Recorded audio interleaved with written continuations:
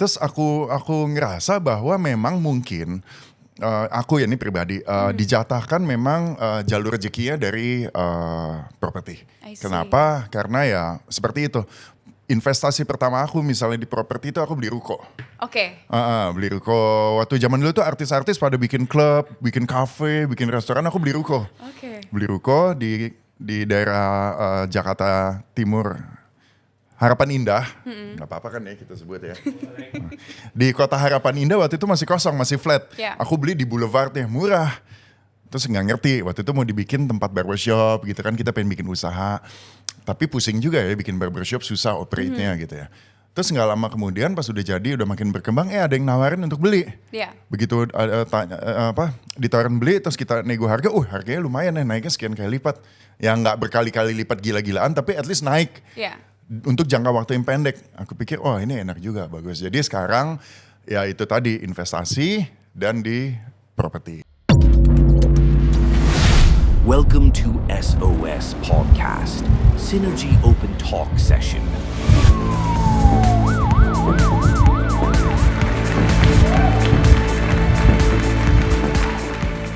Welcome to SOS Podcast Synergy Open Talk Session. Hari ini aku Feby Nicole bersama dengan Christian Sugiono mau bahas tentang investasi yang menarik nih. Halo Feb. Hi, how are you? Baik, apa kabar kamu? Baik. Tapi sebelum kita obrol dulu, mari kita coba minum dari T3 nih. Enak banget. Oke, kita sudah ditemenin sama T3. Sekarang tapi aku mau bahas nih tentang investasi. And I think zaman sekarang itu penting banget tuh for investation ya. Dan apalagi buat younger generation, it's something that we should learn. So I really want to learn from you, buat seorang Christian Sugiono, what is your go-to investation? Investasi memang kita nggak pernah diajarin di sekolah ya. Ya, Dan betul. aku pun juga sama papa aku kan generasi zaman dulu ya. Ya. Nabung. Kalau orang I dulu tuh see. misalnya papa-papa kita, nggak tahu papa kamu gitu Iya. ya. Cuma papa-papa kita tuh nabung. Ngajarinnya ada uang ditabung. Tapi ketika aku makin dewasa, makin ngerti dan udah punya penghasilan, investasi nih kok apa nih gitu kan, jadi sesuatu yang beda. Kalau buat aku tuh both are okay gitu ya. Oke. Nabung sama investasi. Tapi kalau misalnya kita lihat semakin kita ngerti mengenai finance dan lain sebagainya, kalau nabung duitnya lama-lama habis. Nggak habis sih, maksudnya duitnya lama-lama jadi nggak nilainya nggak ngikutin dengan inflasi Yeah. gitu ya. Tapi kalau investasi itu kalau aku ngelihat itu kayak kita nanam pohon. Oke. Kita tanam dulu bijinya.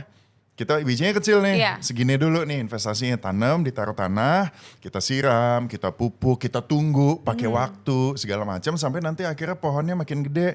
Nanti kalau kita tunggu lagi buahnya makin banyak dan nanti suatu saatnya kalau udah makin besar pohonnya, buahnya makin banyak tinggal kita petik. I Nah, see. jadi aku sebenarnya lebih senang nanam pohon. Oke. Nanam pohon kenapa? Karena mungkin buahnya nggak bisa kita makan sekarang langsung gitu ya. Tapi nanti suatu saat ketika udah musim panen, itu enak.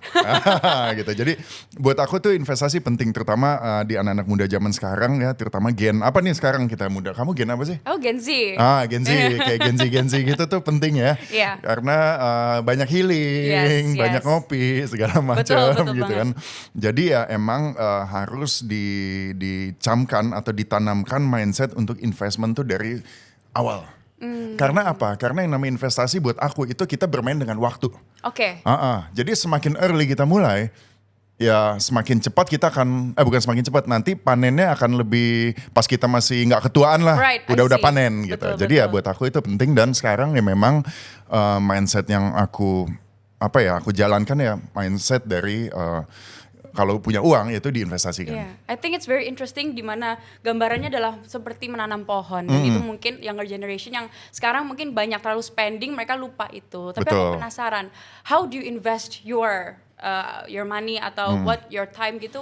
Where do you invest it at? Aku udah pernah nyobain segala macam instrumen. Oke. Segala macam instrumen yang bisa diinvestasiin aku coba Oke. gitu ya. Dari di market, main istilahnya kita nanam di pasar modal, saham, investment di misalnya restoran, di properti, di apapun itulah gitu ya. Tapi ini berkaitan sama experience, aku umurnya 43 sekarang, Oke. bahwa kita setiap orang tuh nggak selalu punya jatah rezekinya dimanapun gitu ya. Oke. Dalam artian gini, kalau aku misalnya punya uang, aku investasiin di pasar modal misalnya, nggak tentu berbuah Oke. gitu ya. Terus ya udah nggak apa-apa. Yang penting kan experience. Yes. Coba, kemudian nanti aku coba lagi di instrumen yang lain. Misalnya oke, teman mau bikin restoran gitu ya. Kita investasi ikut-ikutan, chip Oke. in segala macam. Gitu kok nggak berbuah juga. Ya aku rasa ini mungkin bukan bagian aku gitu ya. Jatah rezeki dari yang Yeah. semesta. Dan kemudian aku coba di properti. Loh, kalau di properti istilahnya kita tidur, duitnya masuk. Oh, Gitu oke. kan. Terus aku ngerasa bahwa memang mungkin aku ya ini pribadi dijatahkan memang jalur rezekinya dari properti. I see. Kenapa? Karena ya seperti itu. Investasi pertama aku misalnya di properti itu aku beli ruko. Oke. Beli ruko. Waktu zaman dulu tuh artis-artis pada bikin klub, bikin kafe, bikin restoran, aku beli ruko. Oke. Beli ruko di daerah Jakarta Timur, Harapan Indah. Nggak apa-apa kan ya kita sebut ya. Di kota Harapan Indah waktu itu masih kosong, masih flat. Yeah. Aku beli di boulevardnya, murah. Terus nggak ngerti, waktu itu mau dibikin tempat barbershop gitu kan, kita pengen bikin usaha. Tapi pusing juga ya bikin barbershop, susah operate-nya gitu ya. Terus nggak lama kemudian pas udah jadi, udah makin berkembang, ada yang nawarin untuk beli. Iya. Begitu ditawarin beli, terus kita nego harga, harganya lumayan ya, naiknya sekian kali lipat. Ya nggak berkali-kali lipat gila-gilaan, tapi at least naik. Iya. Untuk jangka waktu yang pendek. Aku pikir, ini enak juga, bagus. Jadi sekarang ya itu tadi investasi dan di properti. I see. Since you're from the entertainment industry kan, dari dunia hiburan, right now your time gimana nih? Your investation it's very different I think. Yeah. Karena kalau entertainment it requires a lot of your personal time kan. Betul. So how do you allocate that and which industry are you more interested in? Apakah di Yeah. property atau in the entertainment industry? Sebenarnya kalau misalnya kita mau side by side gitu ya, itu sebenarnya nggak apple to apple kalau menurut Oke. aku gitu ya. Karena gini, kalau di entertainment industry investment kita adalah di diri kita sendiri, di image Yes. gitu ya. Jadi kita harus menjaga kita punya image, kita punya appearance, dan tentunya juga kita punya skill apapun itu, entah nyanyi, entah acting, entah apapun. Kalau di properti kan sama ya, tentunya harus punya skill juga gitu ya.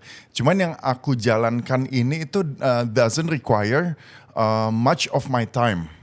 Karena sifatnya lebih ke investasi gitu.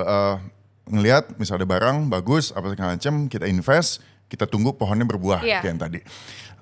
Kalau di entertainment industry ya kita bekerja gitu ya. Kita bekerja dan kita sebagai karyawan, kayak aku nih sebagai karyawan dari sebuah production house. Kalau misalnya kita lagi syuting film, ya aku datang, aku ada kontrak, digaji istilahnya, kita kerjain project, selesai, dapat uangnya, selesai. Kemudian next project lagi, next project lagi, next project lagi. Jadi ya nggak apple to apple, tapi kalau ditanya ya lebih enak di properti ya. Ini tadi kan misalnya, sebenarnya gini, cari uangnya di entertainment, udah ada uangnya, diputernya di property. I see. Jadi harus balance gitu ya. saling mengisi gitu. I see. Kayak Okay. gitu. That's very interesting karena banyak yang dari entertainment. I would say even because I'm also starting out. Jadi sometimes I feel kayak kalau di entertainment aja itu permutarannya susah. So that's why dengan Apa putaran apa ya? Uang, ya, betul. Jadi udah dapat aja, but to make that grow it's very difficult. So you need Ya. to do something else. Itu dia. Kita di entertainment kayak kerja, kecuali kita yang punya PH. Oh, benar, Kecuali kamu betul. nanti ya, kamu udah dapat income segala macam dari entertainment, kamu invest di production house. Jadi kamu berada di industri yang sama, which is good. Yes. Gitu ya, kayak istri aku juga gitu, dia invest di movies. Tetap berada di lingkungan industri yang sama. Sedangkan kalau aku ini kan dua industri yang saling nggak nyambung sebenarnya.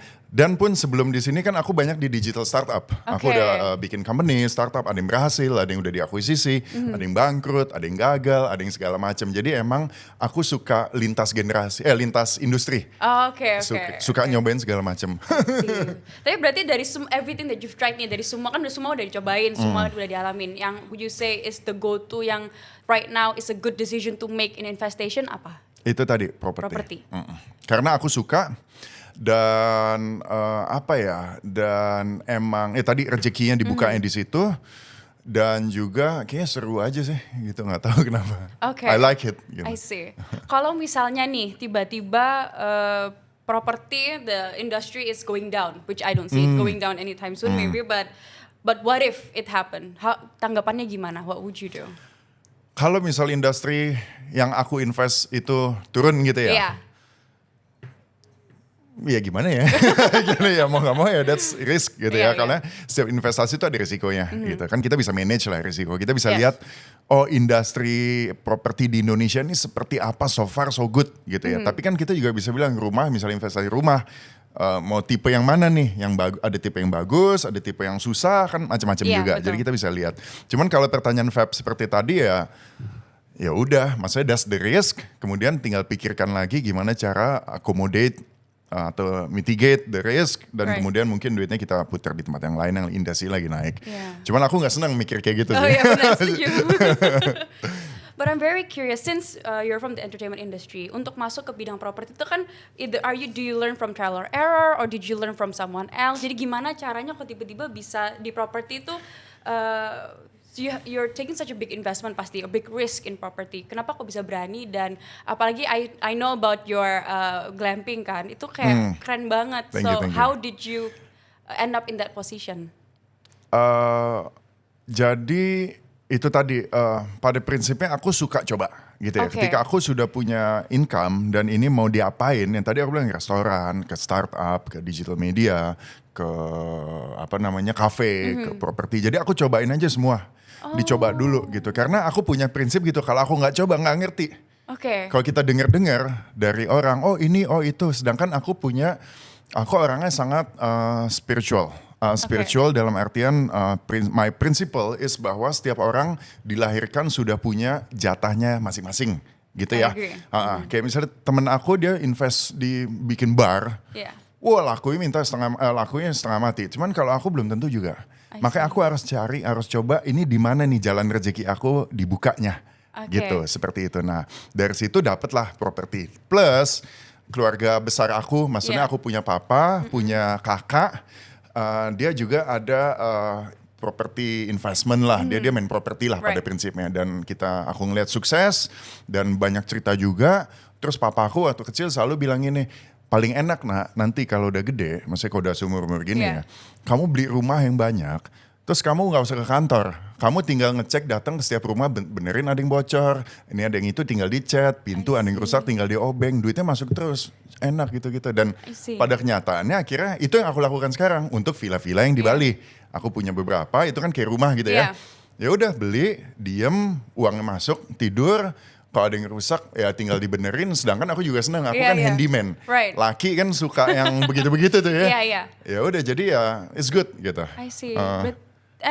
It's incredible the balance that you have, yeah, so with the creating movies and the property. But do you think it help you having a name kayak as a public figure dalam investasi Yeah, sort of. ini? Sometimes yes. Mungkin orang lebih kenal aku. Kenal gitu orangnya dalam artian apa ya, misalnya kita punya reputasi, kita punya nama, ya akan lebih mempermudah untuk 1-2 hal. Itu sangat jelas. Adds credibility gitu. ya berarti ya? Credibility, reputasi gitu. Orang mungkin kalau aku mau menawarkan project, misalnya kayak contoh ini glamping untuk mencari investor, orang ngerti aku ini siapa, istilahnya kalau aku mau kabur dicari gampang lah. Istilahnya gitulah gitu kan. Okay. Itu mudahnya buat aku gitu. Jadi orang lebih udah kenal duluan. Yeah. Tapi ada hal-hal lain yang mungkin nggak seperti itu gitu. Kadang-kadang ya, misalnya kita mau belanja gitu ya, Yeah. beli untuk project kan kita butuh something gitu ya. Oh ini yang punya artis nih apa segala macam, kadang harga jadi naik. Oh iya begitu. Jadi I would think kadang-kadang kebalik loh. kalau misalnya kita bisa barter promotion. Yes, tapi maksud aku untuk yang Right. sifatnya untuk yang informal. Paham. Informal, misalnya kayak aku butuh batu alam. Iya. Batu alam atau kayu tua yang cuman ada di Bali gitu kan, kita harus belinya kan belanjanya sama Yes, orang-orang yang yes. informal Yes. gitu ya. Ya kadang-kadang kalau aku yang muncul segala macam harganya beda. Sebelnya begitu juga diketok. Cuman ya udah belajar. Ya udah yang muncul orang lain aja. See. That's very interesting. I would think the other way around. Tapi benar kalau misalnya itu baru sama brand-brand mungkin ya. Kalau Yeah. kecuali itu mereka bakal mikir Ya, ini kalau duitnya aku yang banyak nih udah. tadi aku bicara informal Yes, yang yes. kayak begitu-begitu. Betul. Okay. So if ini, this might be a difficult question. If you have to choose, pilih antara entertainment industry atau the property industry, which one would you choose? Or does it have to work together? Ya tadi yang seperti aku bilang, entertainment itu sebagai source of income aku yang sebagai karyawan. Okay. Gitu ya. Aku kerja, invest my time 1-2 bulan syuting film atau apapun itu, dapat uang dan kemudian uangnya aku tuangkan, aku tanam di kebun investasi tadi Yes. supaya muncul pohonnya gitu. Yes. Jadi sebenarnya itu saling berkaitan Yeah. gitu ya. Tapi kalau emang pertanyaannya harus milih salah satu, ya aku properti. Karena entertainment terutama di Indonesia, umur-umur kamu nih yang paling pas. Oke. Lagi apa namanya, semua orang tuh suka yang lebih muda lah. I see. Istilahnya gitu ya, terutama wanita. Okay. Kalau misalnya laki-laki apa namanya kayak udah seumur aku. Dulu tuh aku kalau sinetron tuh jadi peran utama. Oke. Oh, peran utama yang punya pacar cantik, muda segala macam. Sekarang jadi bapak-bapak. Bapak-bapak yang peran utamanya anaknya. I see, Anaknya iya, tuh peran betul-betul. utamanya gitu. Sedangkan kan kita pengen kalau di entertainment kita maintain bahwa kita selalu yang utama Yes. gitu ya sebisa mungkin Betul. supaya nggak decline, supaya nggak jadi second role. Yeah. Kalau kok jadi turun, Betul. nah seperti itu. Jadi emang entertainment tuh ada waktunya, Yeah. ada waktunya. Tapi gimana kita manfaatin selama kita masih punya waktu kayak kamu nih, Yeah. dimanfaatin terus dan kemudian jangan sampai kebablasan. Banyak Right. tuh cerita-cerita teman-teman yang di entertainment dia kebablasan, duitnya banyak apa segala macam, tapi mungkin dia nggak terlalu mikirin next plan-nya seperti Jangka apa. panjang ya berarti ya. I gitu. see. But I've heard about your project in Bali dan aku pasti banyak banget. One of them is glamping. Could you explain to me or maybe to the viewers what it is? Biar Okay. kita bisa lebih tahu. Actually ini sih pas banget nih lagi diputar. Jadi ini adalah project luxury glamping resort yang aku sama partner aku kerjakan di Bali. Okay. Jadi saat ini sudah sekitar 70%. Jadi ini kan lagi dibangun ya. Yeah. 70% proyeknya ada di Bedugul. Oke. Bedugul tuh Bali yang agak utara, Bali yang beda. Yeah. Nah, di Danau Bratan nih kalau misalnya bisa lihat, ini adalah tanahnya itu lakefront.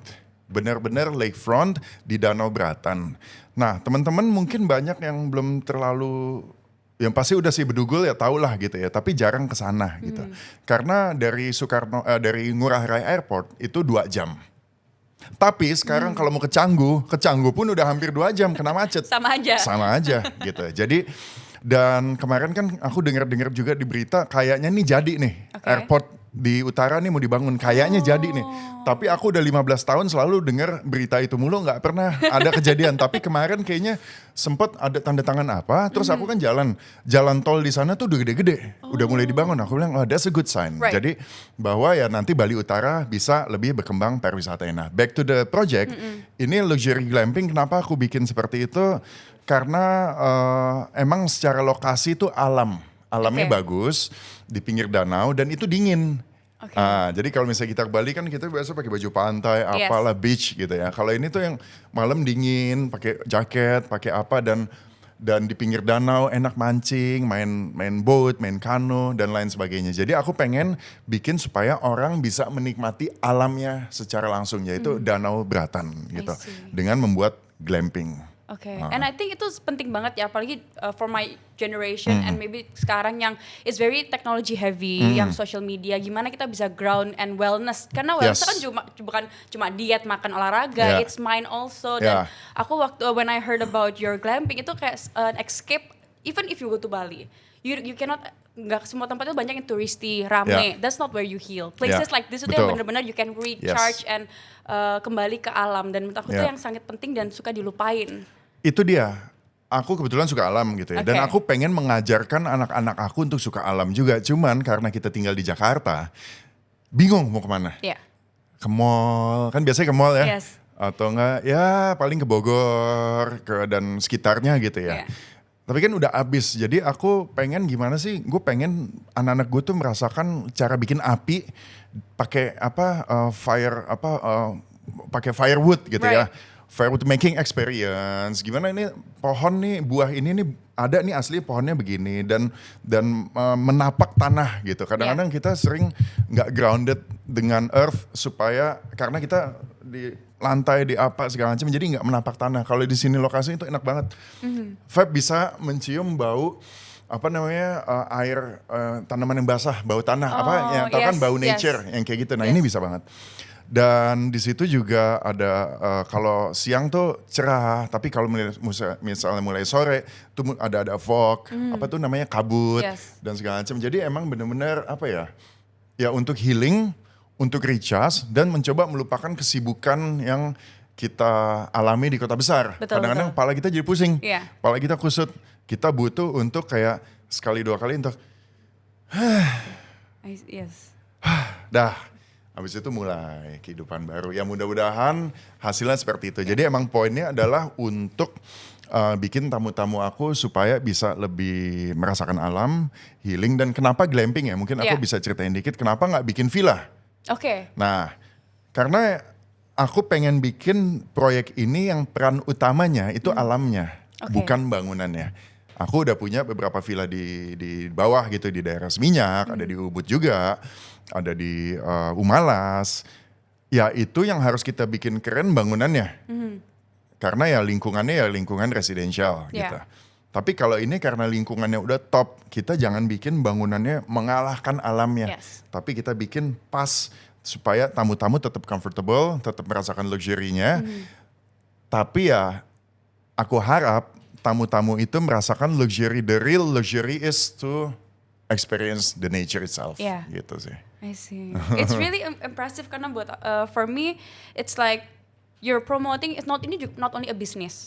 Itu promoting positivity karena Yeah. kembali ke alam dan ini Yeah. something yang kita semua lupakan gitu. Yeah. And it's jadi you're doing good while making money dan Yeah. it's also investing in our country juga. Yes. Menunjukkan highlight kayak seperti danaunya tadi, alam Yeah. kan banyak yang justru we take that for granted. Indonesia itu kaya banget. Jadi ada tempat seperti ini I think it will not only be interesting buat orang Indonesia tapi pasti orang luar juga ngelihatnya Yes. kayak ini keren banget. Ya, semoga seperti itu. Emang itu tujuan kita Yes. gitu ya. And when I heard your presentation last time, Oh, itu yeah. ada yang kayak dari garden to table, Yeah. kayak all those. Itu how did you again yang you said that you want your kids to experience these things. Why do you think it's so important for people to experience that?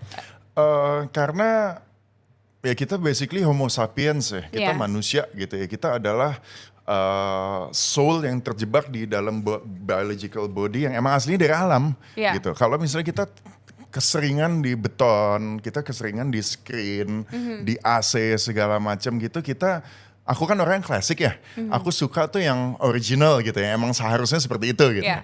Jadi ya memang kualitas-kualitas manusia kita tuh harus bisa dikembalikan lagi, satu-satunya cara tuh di alam gitu. Yeah. Karena belajar survive gitu ya. Belajar survive, manusia didesain untuk emang bisa survive di alam kayak zaman dulu banget gitu ya, hunter and gatherer Right, gitu ya, kayak yes. mereka bisa aja gitu. Yes. Sekarang manusia-manusia modern nih kayak jadi agak tumpul ya. Yeah.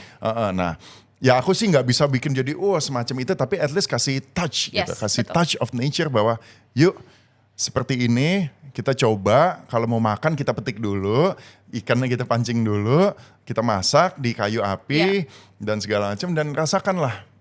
Ya seperti ini seharusnya gitu ya. Yeah. Ada yang cocok, ada yang enggak. Oke. Kadang-kadang aku present ini ke temen aku gitu. Yeah. Ke temen aku kayak, gila emang gak bisa mesen room service aja? Kayak gitu-gitu kan.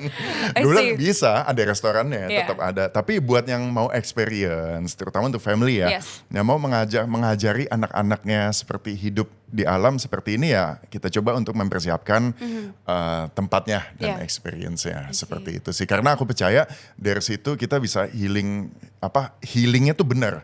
Kalau misalnya teman-teman yang lain, kalau misalnya gue kadang-kadang juga ke Bali kan kita healingnya ke beach club ya. Right, yeah. Kayak gitu itu healing juga, cuman beda. Besokannya kadang pusing, capek gitu ya. Kalau ini mudah-mudahan healingnya benar-benar segar. Oke, Gitu berarti. sih. So dari sini aku bisa lihat like the range of market itu dari anak-anak sampai yang Yes. lansia pun I think bisa enjoy this Bisa. project kan. Jadi untuk anak-anak orang tuanya bisa ngajarin Yeah. the pure essence of being human. That's Yeah. what I think. Yeah. To be able to pick your own food, to be Yeah. able to know the process karena sekarang semuanya instan. Betul. Anak-anak cuma tiba-tiba makannya udah jadi. Tapi tahukah kamu dari mana itu makanan? Yeah.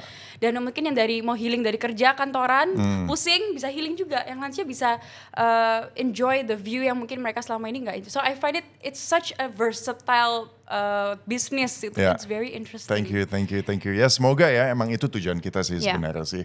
Plus juga memajukan pariwisata Indonesia untuk di Bali, tempat-tempat yang nggak itu-itu aja. Yeah. Karena di Bali ya orang taunya itu-itu aja dan terlalu sumpek yang di bawah. Nah kita main ke atas. Jadi Yeah. teman-teman nanti next kalau misalnya ke Bali main coba ke daerah Bedugul. It's very beautiful, different kind of Bali dan Yeah. udaranya segar dan nggak macet. Itu yang paling penting. Itu paling penting, betul.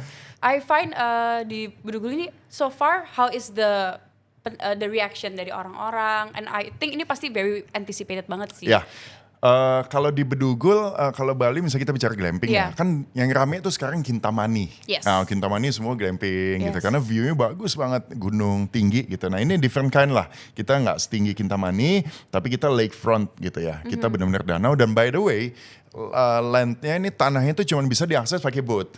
Oh wow, oke. Ada bisa diakses jalan, Right. cuman itu nggak kita manfaatkan. Jadi kita pakai boat supaya orang kalau ke sana tuh benar-benar kayak ke tempat yang baru, kayak kita ke pulau lah. Yes. Pakai boat dan merasa isolated dan merasa ya beda gitu. Reaksi dari orang-orang sekitar sih so far so good ya. Karena juga memang di sekitarnya ini danau kan bagus. Yeah. Ada beberapa yang bikin project glamping juga, tapi belum nggak luxury seperti ini gitu. Mereka mungkin ambil market yang beda.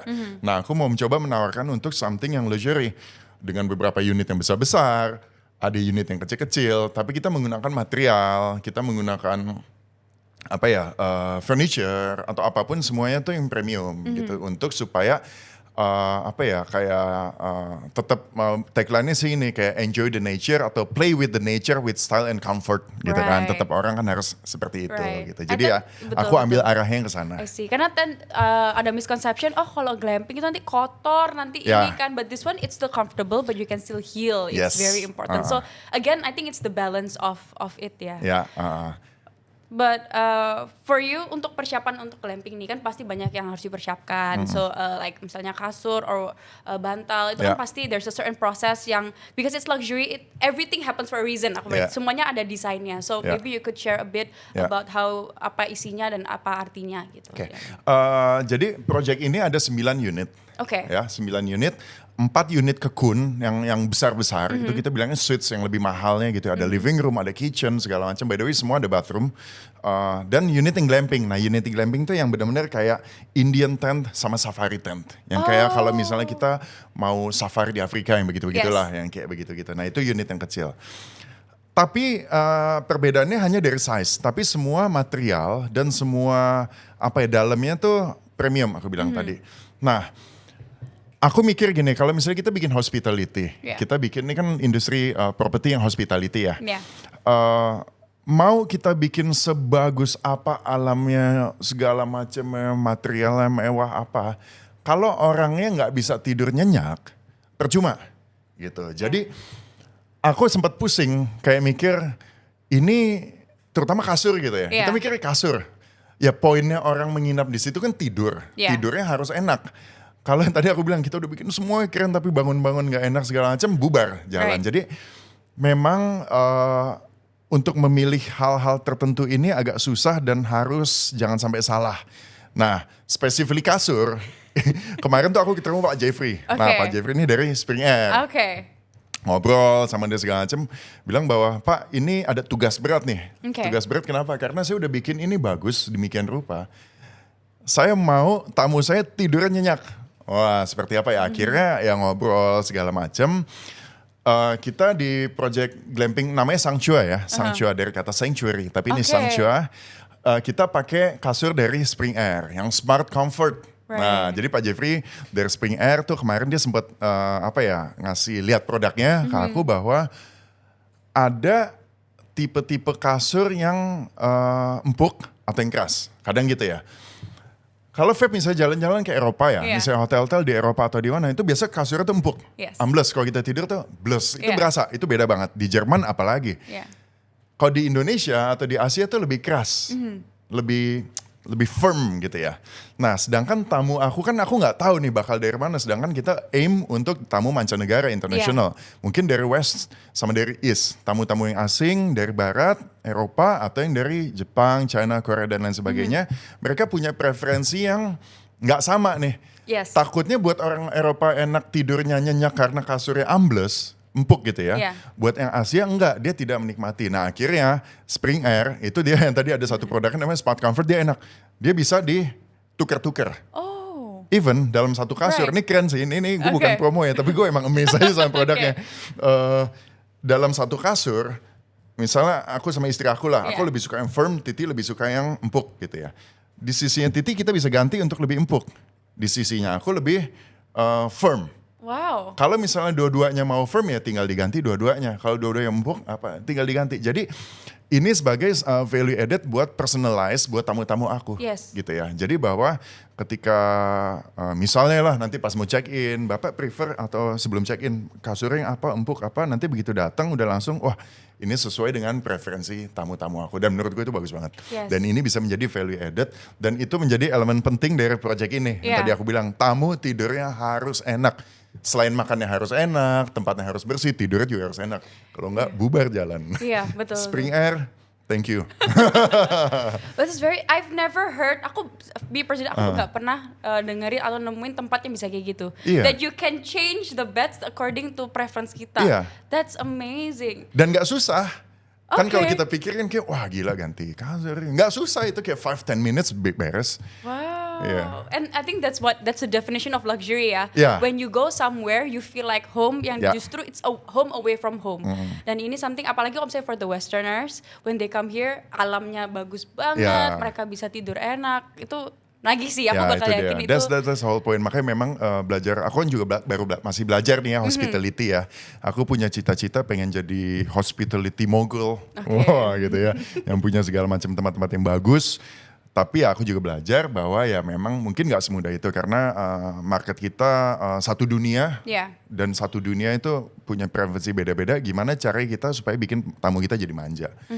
Gitu sih. I see. But as a investor nih di bidang properti itu kan very dependent on the government and rules and regulations itu kan pastinya Ya.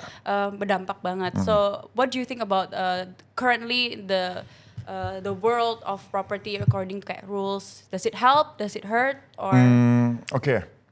Karena kalau properti yang aku maksud mungkin buat teman-teman supaya ini, aku tuh bukan developer yang bangun klaster Right. rumah jual bukan di properti yang itu ya, tapi aku lebih properti yang hospitality Yeah. gitu ya. Jadi mungkin aku akan nanggepin dari sisi yang lebih ke arah hospitality dan tourism Yes, gitu. yes. Karena market aku adalah turis Tourism, gitu. yes. Ha-ha. So far memang harus sangat diregulate banget, terutama kalau misalnya kita bicara Bali ya. Yeah. Aku kan di Bali nih. Udah 15 tahun nih, Bali 15 tahun yang lalu sama Bali yang sekarang is totally different. Right. Totally differentnya apa? Kalau misalnya kita lihat dari angka turis itu naiknya pecahnya minta ampun. After COVID itu revenge tourismnya udah berapa ratus% lah naik. It's just good, Yes. economically wise gitu. Tapi apa ya? Yang aku rasakan juga bahwa kok banyak orang-orang asing. Aku bukan bicara kita bangun 5-star resort yang apa investment duit dari China Rusia is okay gitu. Right. Tapi yang lokal orang-orang biasa, Yeah. orang-orang biasa kayak kita turis misalnya kita jalan ke Jerman, terus gue pengen buka toko, buka aja toko gampang. Nah sekarang tuh di Bali kayak begitu. Orang-orang biasa kok dia punya usaha-usaha yang seharusnya itu jadi makanannya orang lokal. Yes. Dan kok kayaknya dibiarkan. Right. Gitu. Itu menurut aku sangat sayang. Kenapa? Jadi friksi. Right. Sekarang kita merasa, sekarang aku ya kalau misalnya mau ke Bali atau apa, mau lihat something property atau apa, kok banyak kan ketemu sama bule. Oh. Lah ini negara gue. Yes. Gue rasa ini negara gue dan kok gue dealnya sama orang asing. Iya. Kayak agak bingung gitu. Kalau dulu ya oke lah. Dari dulu emang orang Perancis, orang Eropa tuh punya ada villa-villa. Iya. Ya dia mungkin pakai nomine gitu ya. It's okay. Tapi sekarang kayak banyak minta ampun, Feb. Kayak misalnya ada, ini ada tanah ini. Loh kok bule? Iya. Kalau ini ownernya bule, semuanya jadi bule. Iya. Ya itu dia. Jadi menurut aku hal-hal seperti itu harus aku nggak bilang semua orang asing tuh nggak benar. Right. Tapi mostly sekarang arahnya ke sana. Jadi benar-benar harus diprotek. Iya. Supaya yang lokal-lokal ya apa ya istilahnya itu negara kita, tanahnya mereka ya jangan sampai kehilangan ya. Cuman kalau kita udah bicara duit kadang-kadang Iya. ya orang asing duitnya banyak segala macam ditawarin ya orang tutup mata kayak ambil deh. Iya. Ya sama harus diprotek sih. Yeah, Gitu. I think that's a very important point Yeah. karena we don't want even like Bali itu kan a very sacred place menurut Yeah. aku, dan itu one of the gems of Indonesia. Yes. Orang kalau tahu Indonesia taunya Bali. Exactly. And it's a place where we should protect bukan hanya alamnya, but I think the economy juga, Yeah. because we need to help the people di sana juga Yeah. gitu. And it's a complete different thing, and I agree with you, it's heading away yang menurut aku perlu diregulasiin, perlu ada aturannya yang tertentu, and it's such sayang banget karena Bali itu a place yang Indonesia banget for me. Iya, Iya. maksudnya di sana semua ada lah. Bali is a totally best lah gitu. Kita mau party, kita mau beach, Yes. kita mau dingin, mau panas, mau gunung, mau makan, mau semuanya ada gitu ya. Tapi Yes. ya itu dia harus dijaga supaya tetap ya Bali rasanya itu Indonesia banget lah. Iya. I mean gitu kalau sih. enggak kan the reason why people travel halfway across the world, mereka jauh-jauh terbang berjam-jam untuk ke Bali, itu kan untuk merasakan Balinya. Yeah. Jangan sampai they feel ini sama aja. Karena yang saya yang punya juga bule-bule and everything itu langsung kayak westernized. Iya. Padahal the beauty of Indonesia is to be local. Iya. Gitu. So I really think that the project yang glamping tadi itu benar-benar Yeah. the perfect blend for everything, karena tourism dapat, healing dapat, luxury juga dapat. It's amazing. Ya semoga lancar dan semoga tujuannya emang bisa tercapai lah yang seperti Yes. itulah, karena memang aku pengen karena tadi pada prinsipnya aku orangnya tuh lebih yang tadi semesta, Yeah. spiritual dan lain sebagainya, bahwa ini alam dan aku juga punya connection dengan nature. Jadi pengen mengajak orang-orang, yuk kita kembali lagi menjadi manusia yang seharusnya, seperti itu sih. It's very interesting. I learned a lot from you today. Tapi berarti sekarang kita mau main dulu mitos atau fakta. Yes. So you just need to answer, is it fact or myth? Oke. Oke. Dunia hiburan sudah redup dan bisnis properti lebih memiliki masa depan. Tadi apa, mitos atau fakta Yes. ya? That's a myth. Oke. Dunia hiburan itu tidak redup. Oh sorry, ini maksudnya buat gue ya? Yes. Oh gue pikir the whole thing. Oh sebenarnya nggak redup sih, tapi sudah waktunya untuk move on. Gitu. I see. Mungkin that's the key of investasi ya. Yeah. Gimana taunya when to stop, Yes. when to move on. Timing is very important.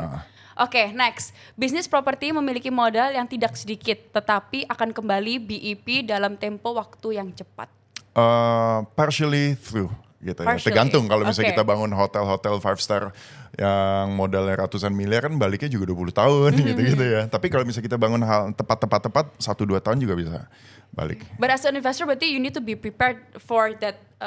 Ya what kind of game are you playing gitu. Kamu mau main game yang di mana gitu kan poinnya gitu. Oke. Kalau aku lebih senang game yang agak aku lebih senang gini, instead of satu gede berat, lebih senang kayak ada egg-nya banyak. Jadi kalau misalnya sini rusak, sini pecah ya ada yang satu. Lebih liquid lah, lebih Alright. simple So lah. you need to gitu. diversify your investation. Oke. Next, bisnis properti di Bali sampai kapanpun akan terus menjanjikan. Kayaknya ya, Oke. selama di protect yang tadi aku bilang. Yes. Kalau enggak, harganya udah nggak masuk akal. Kasihan orang-orang lokal jadi kayak apa istilahnya itu gentrifikasi. Right. Seperti itu sih. Okay. And I think it's very important to be able to have that stability ya, karena Yeah. Bali itu penting banget. Next, bisnis properti di Bali hampir tidak memiliki resiko. Oh no. Risknya pasti ada. Risk apapun itu. Ya misalnya sesimpel kita salah beli tanah gitu ya. Ternyata sertifikatnya bagaimana atau apa. Maksudnya itu pasti ada risikonya semua gitu. I see.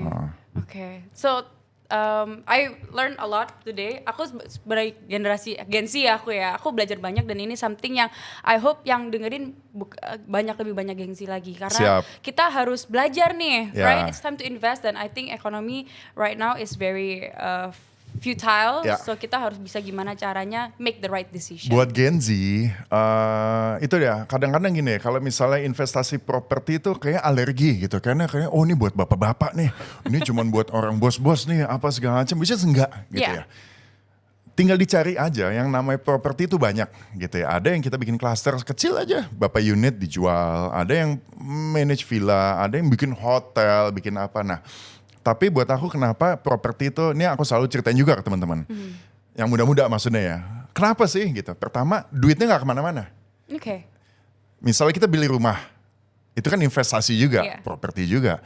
ya duitnya ada dan kita tinggalin, duitnya jadi atap buat kita dan kita manfaatkan while itu nanti ada apa namanya istilahnya capital gain-nya naik. Kalau misalnya kita sewakan ya duitnya tetap di situ, kita dapat passive income dan lain sebagainya. Jadi memang harus dicari buat teman-teman Gen Z kalau mau bisnis properti itu yang mana. Dicari yang cocok, dicari yang pas, dan dicari yang paling penting tadi lagi balik-balik lagi bahwa jatah kamu tuh di situ atau enggak. Enggak semua orang jatahnya di properti. Begitu juga enggak semua orang jatahnya di F&B misalnya, nggak semua orang jatahnya di saham gitu. Jadi memang setiap manusia punya ini ya masing-masing. I would love for you untuk ada beberapa closing statement atau pesan untuk our viewers tentang investasi. Ya. Pesan apa that you wanna share? Investasi buat teman-teman ini penontonnya mudah-mudah lah ya. Buat teman-teman investasi ini bermain dengan waktu. Nah, jadi currency yang harus selalu kita pikirkan tuh rupiahnya yes. Pasti gitu ya, itu ada end resultnya. Tapi yang harus lebih dipikirkan adalah main di waktunya. Gitu. Kalau di rumus fisika tuh T hurufnya. Nah, bagaimana kita bisa semakin punya waktu yang panjang, itu hasilnya harusnya biasanya semakin besar. Nah itu dia, start early. Start early, dicoba dulu berbagai macam instrumen. Kebetulan acara kita podcastnya properti ya, Yes. properti kalau buat kita yang bagus. Tapi nggak tertutup kemungkinan dengan investasi di sektor atau instrumen yang lain. Poinnya adalah bermain dengan waktu. Nah, karena waktu nggak bisa dibalik. Kalau misalnya duit, Rp1.000 kita hilang, ya kita kerja nanti bisa dapat Rp1.000 lagi. Tapi kalau misalnya waktu ini setengah jam, aku Iya. ngobrol sama Fabian mungkin 1 jam, yang 1 jam ini nggak bisa balik. Betul. Apakah ini jadi bermanfaat atau enggak ya kamu yang tentuin. Begitu juga dengan investasi. Kalau misalnya kalian punya 2 tahun, jangan sampai nyesel gitu. Harusnya 2 tahun lalu gue melakukan ini.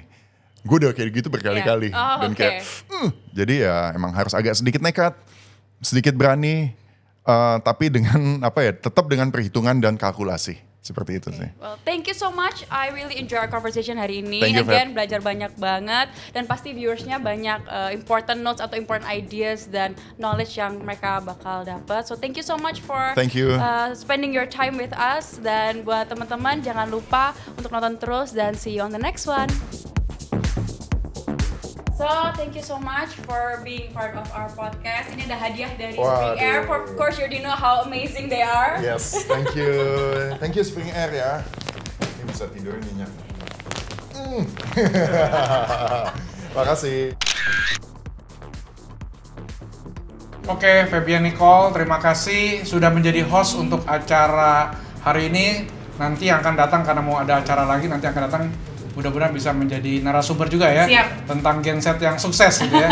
Oke, ini kebetulan ada kenang-kenangan hadiah dari Hotel Tebu, Hotel Bintang 4 di Jalan Riau di Bandung. Oke.